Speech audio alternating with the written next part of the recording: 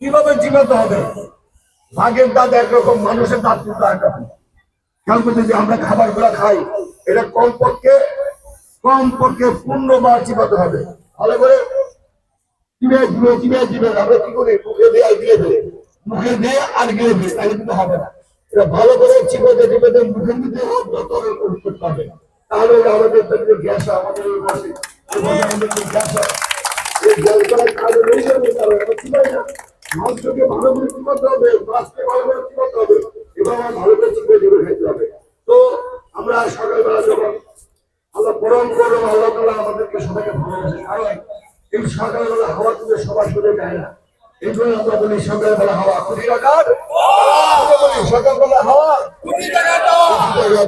আমার ভাইকে সকালবেলা হাওয়া আসে না, যারা বেমার রফিক তারা ঘুমে থাকে, তারা ঘুমায় 10টা 11টা পর্যন্ত।